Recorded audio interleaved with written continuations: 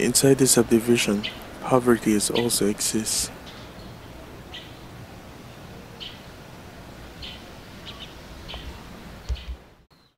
After 2 weeks, we went back to this family to give them surprises.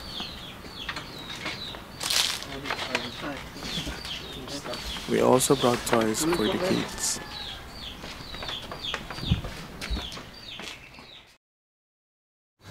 Kamusta po?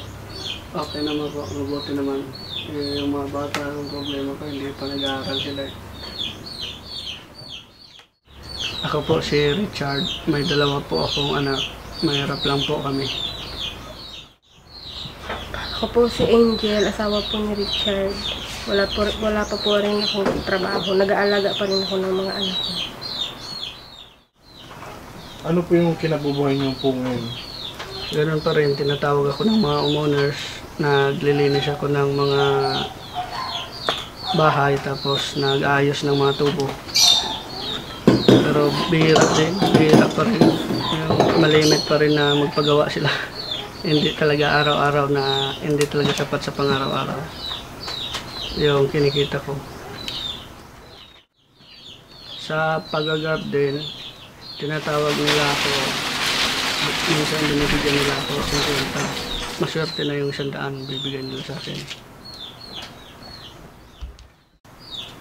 Magkano po kinikita niyo sa isang linggo po? 100, tapos yun, mag-aantay na naman ako ng panibagong tawag. Para yun, pinagkakasya na namin yun sa pang-araw-araw namin. Paano po yan, kuya, kung wala po kayong kita? Pag wala akong kita, tuyo na lang sa kakanin. Imbes na malagyan man lang ng kanin yung mga tiyan ng mga bata. Minsan yung mga bata na lang pinapakain namin. Kami hindi na kumakain. At the age of 6 and 8, these two kids have never been to school.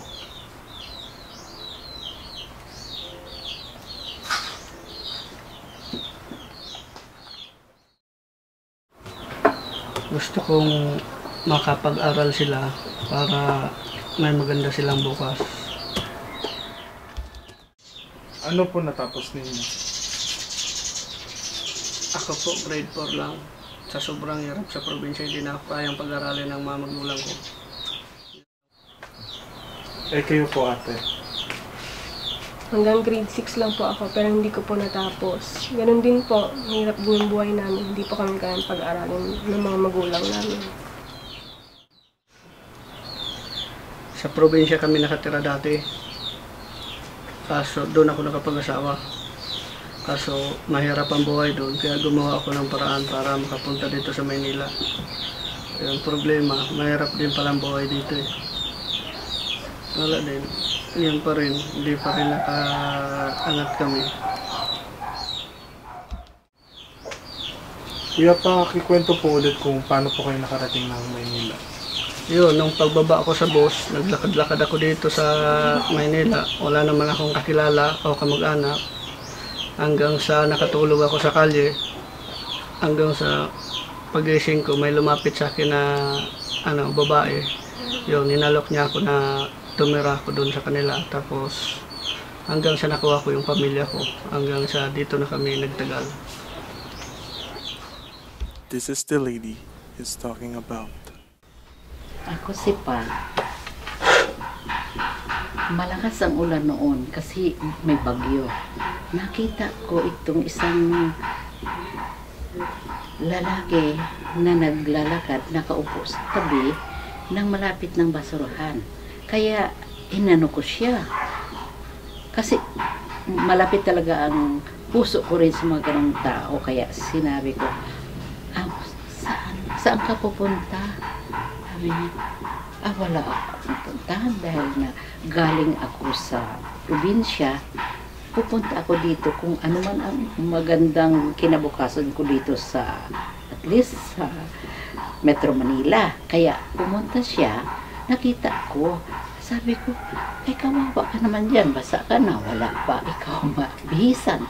Kaya ang sabi ko, halika na nga dito, sama ka na sa akin, dahil na at least may mapapasilungan ako sa iyo. Kaya sumama siya sa akin ngayon.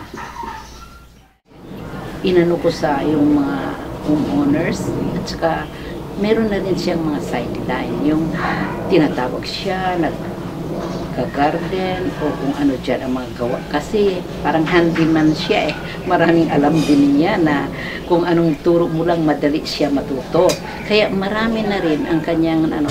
Pero hindi naman araw-araw. May pera siya, nakawa-awa. Kaya kung minsan niya iyan, binibigyan ko ng pagkain kasi hindi sapat. Hanggang sa nadala niya ang kanyang pamilya. Ang mga anak niya nadala niya dito. Magaling ito lalo ng babae. Kaya lang, paano yan? Hindi talaga makapunta sa school dahil wala ngang pera. Hindi ako titira talaga dito. Uuwi, ibibenta ko na yan. Uuwi ako sa Amerika kasi nandoon pati ang insurance ko. Kaya naawa ko sa kanila. Anong mangyayari sa kanila? She's concerned about the welfare of the family. Pwede po ba ulit makita yung bahay niyo po? Ay, oo, pwede. Ito, dito tayo. Dito yung daan namin. Punta doon sa taas. Kaya mo ba makita yan? Ganito pa rin yung daan. Delikado para sa mga bata. Madulas at mahirap akyatin. Ito pa rin yung tangke. At ito yung tinutulugan nila. Walang pinto. Kurting na lang. At maliit at mainit. Ligat pasukin natin.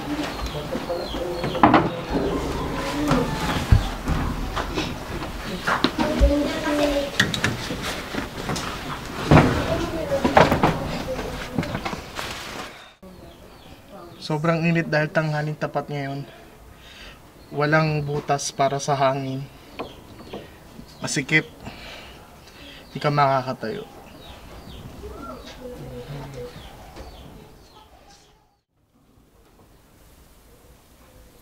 They live here for almost 6 years. This is the 360 view of their room. They say that it's better to live here than on the streets.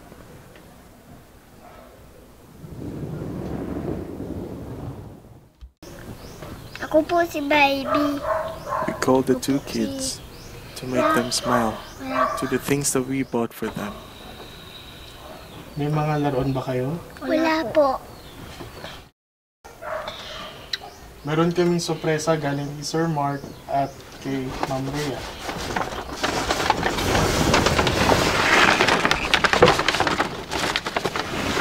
Akin.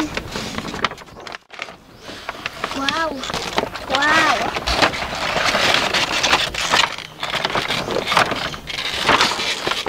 Nagustuhan nyo ba? Gustuhan ko.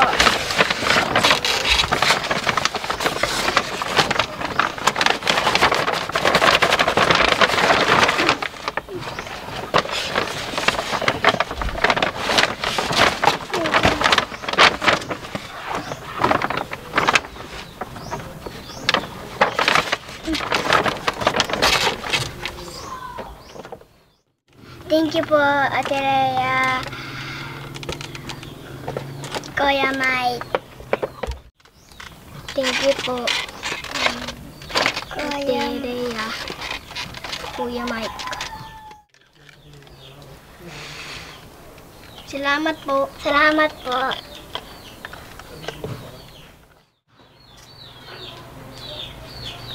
They are excited to show the toys that we gave to them to their parents.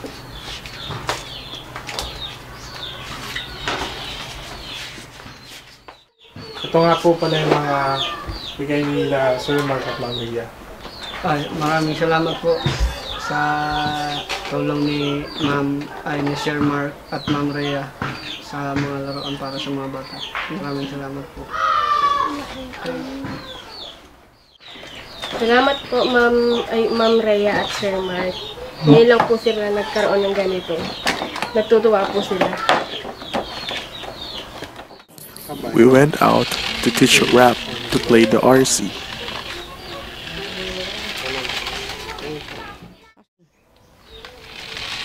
Karunong na siya.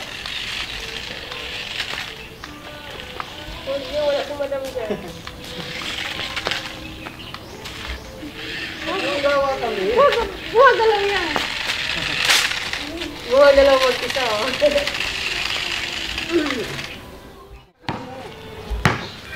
We are not yet finished the surprises we have for them.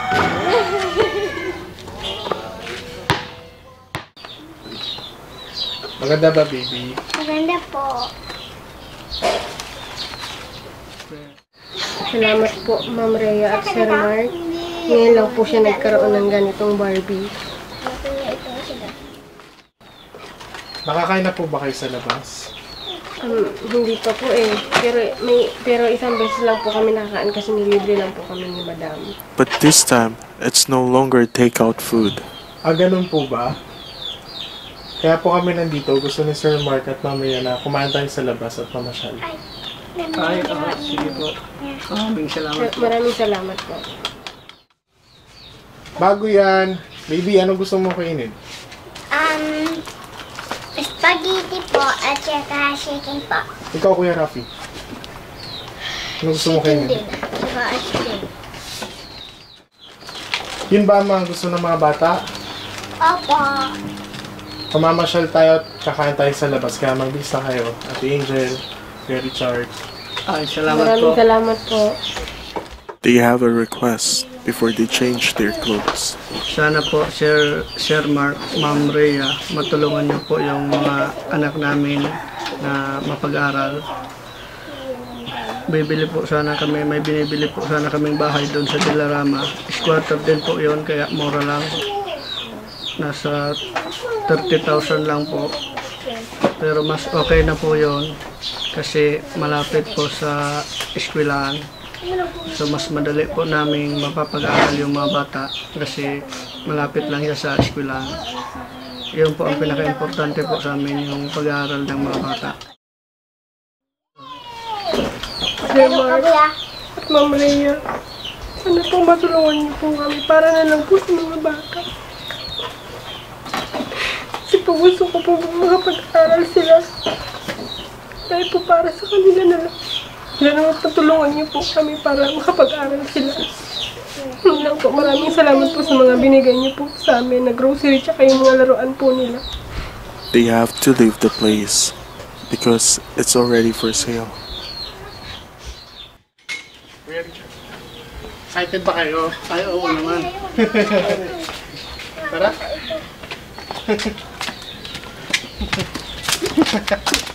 Excited ka. Even though they have a big problem, they still dress up for our treat awaits for them. Doon na tayo sa Jollibee. Dito natin sila pakakain.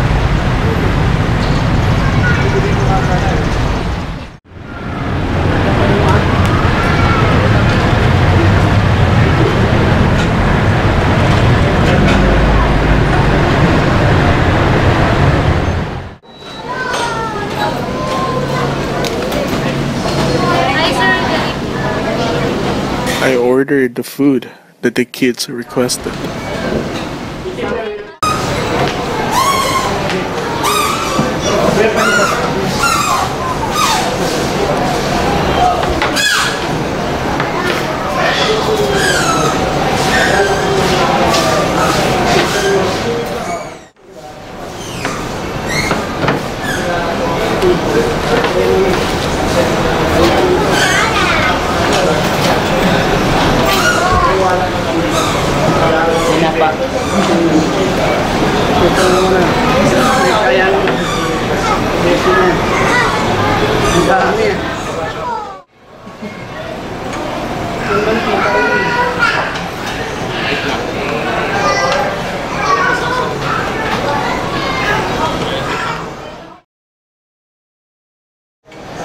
Masaya po ba kayo, Ate Angel? Sobrang saya po. First time po namin makakain sa ganito. Kasi po yung mga anak ko, nakakain po nila yung gusto nilang kain. Maraming salamat po. He really enjoys his food.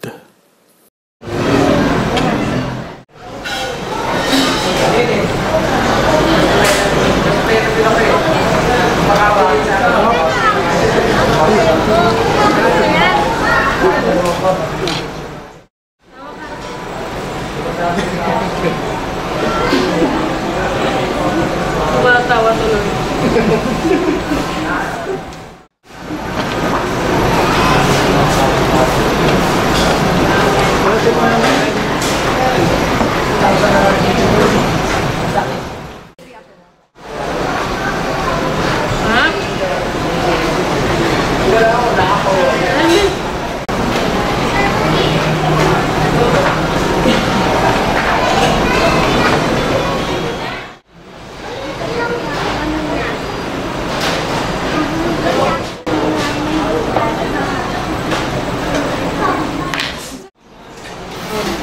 Rap, ito yung ice cream mo.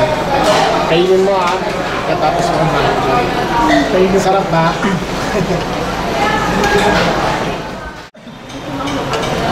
Bibi, masarap ba? Katapos mo kumain ng kanin, kainin mo yung ice cream ah. Ha?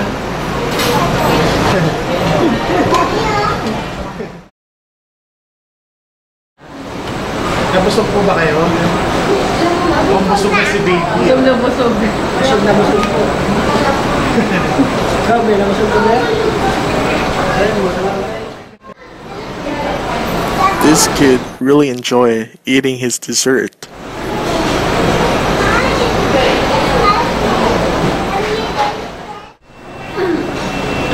Nabusog po ba kayo?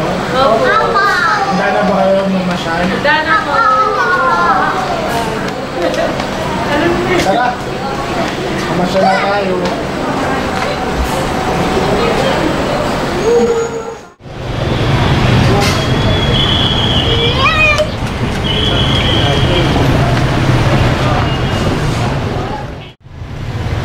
Nakapasyal na po ba kayo sa amusement park? Hindi pa, hindi nga nila alam yun eh.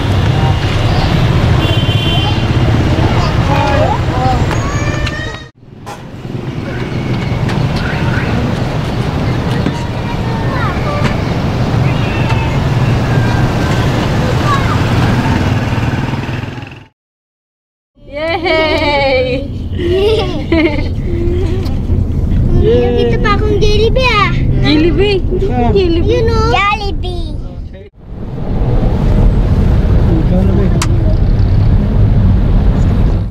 We're on our way to the theme park. Kalop. O, kamusta na kayo? Okay lang po. Medyo nahilo tong dalawang bata. Hindi siya sumakay sa taxi. Ngayon lang sila nakasakay sa ganito eh.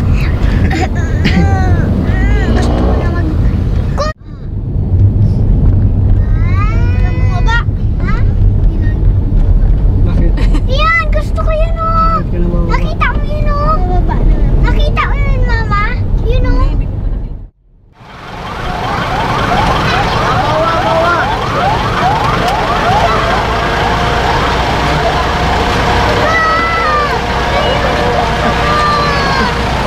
Sakay ka doon.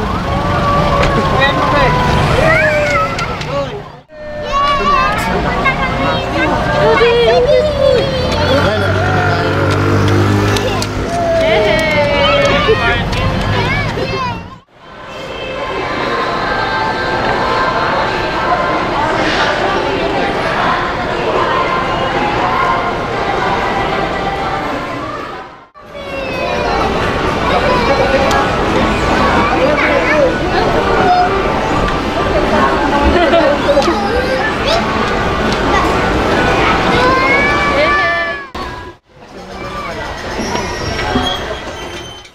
We told them to take any rides they like.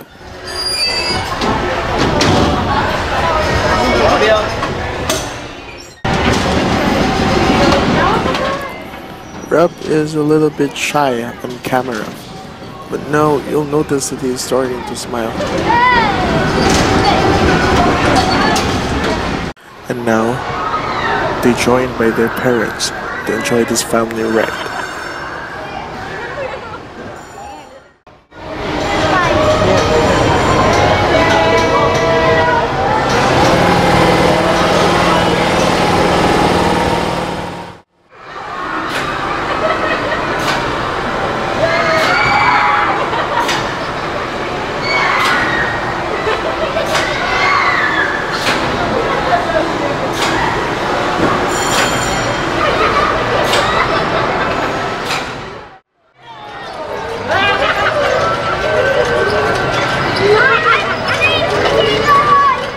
You'll see to them the never-ending happiness.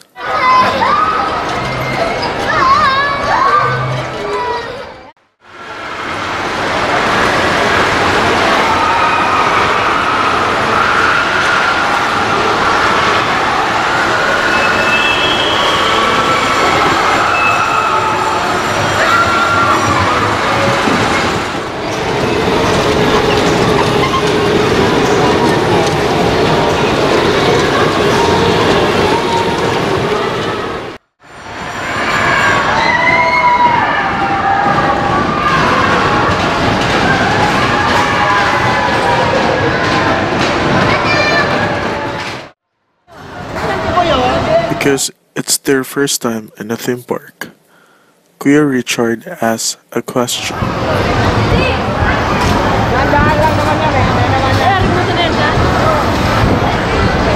Di ba, hindi naman buhay bilis yan?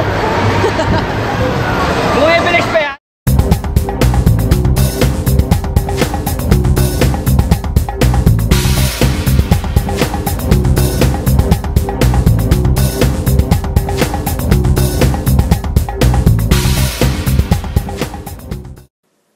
While they're having a short break, we brought them snacks.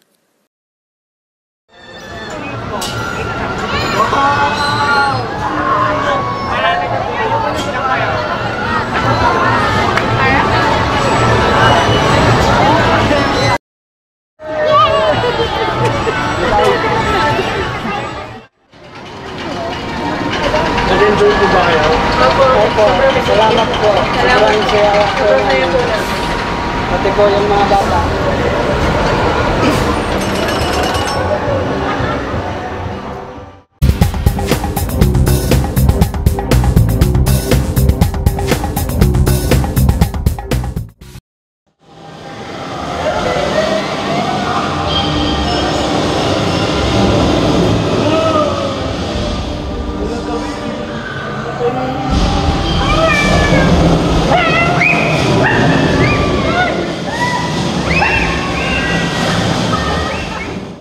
Finally, they have a souvenir. Their first family picture.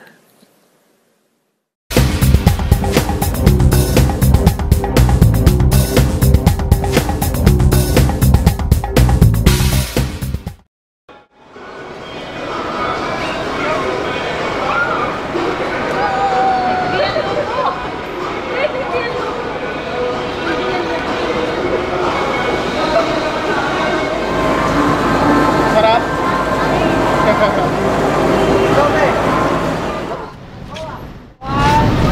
Enjoy ba kayo? Sobrang nag-enjoy po. Thank you po, Sir Mark at Ma'am Rhea. Thank you po, Sir Mark at Ma'am Rhea.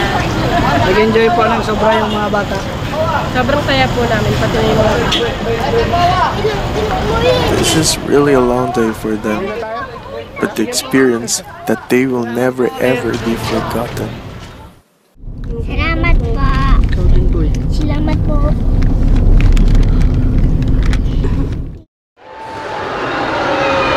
Just like this electronic swing, sometimes life is at above and sometimes you're at the bottom.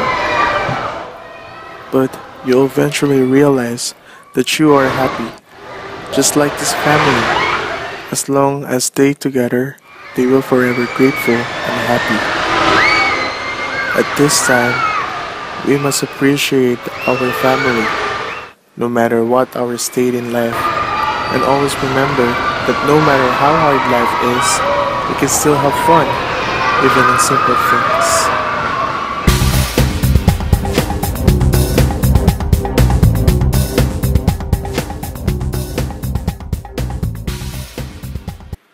We returned the next day to tell them about the good news.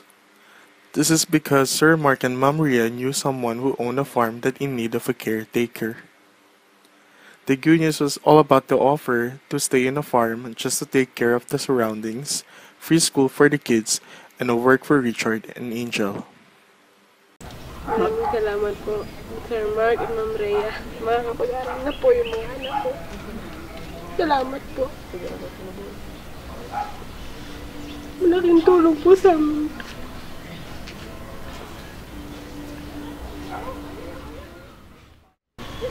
Tinatanggap niyo po ba? Ay, opo naman. Maraming Makapag-aral na salamat po po yung mga sa... anak ko.